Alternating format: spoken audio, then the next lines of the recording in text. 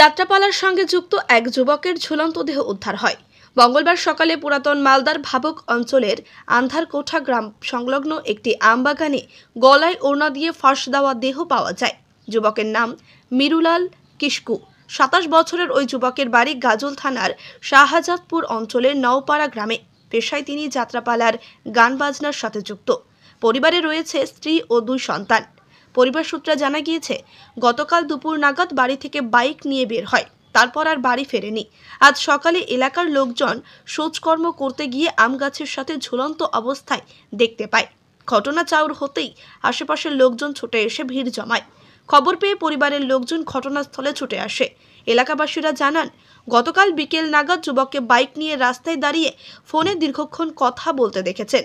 এরপর আজ সেই যুবকের ঝুলন্ত মৃতদেহ দেখতে পান। এদিকে ঘটনার খবর পেয়ে ঘটনাস্থলে ছুটে আসে মালদা থানার পুলিশ। দেহ উদ্ধার করে ময়নাতদন্তের জন্য মালদা মেডিকেল কলেজ ও হাসপাতালে পাঠিয়ে দেয়। ঘটনার তদন্ত শুরু করেছে পুলিশ।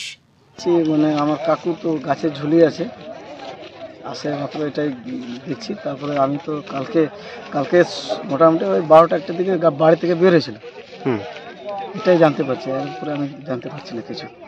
দেখি আমরা এখন প্রশাসন আসছে, প্রশাসন যেটা যাত্রাপাটিতে তোমার অর্কেস্ট্রা বাজাতো, মানে তোমার অক্টোপেড বাজাতো। এখানে সকালে দেখি এখানে একজন গোলায় ফাঁস লাগিয়ে গাছে ঝুলছে, সকালে দেখলাম। আর তারপরে খবরে অনেকজন লোকজন চলে এসছে দেখতে। যে বিষয়টা তো আতঙ্ক লাগছে, ভয় লাগছে। এলাকায় প্রথম হলো এলাকার মধ্যে, এখন গ্রামের প্রচুর আতঙ্ক এলাকার মধ্যে। বিকাল থেকে বাইকটা রোডের মধ্যে দাঁড়িয়েছিল, এলাকার লোকজন দেখতে পেয়েছে ছেলেটাকে এখানে দাঁড়িয়েছিল। তারপরে কত রাত্রে কি হয়েছে আমরা তো বলতে পারবো না। সকালে এসে আমাদের গ্রামের লোক বাথরুম করতে এসে দেখতে পেয়েছে।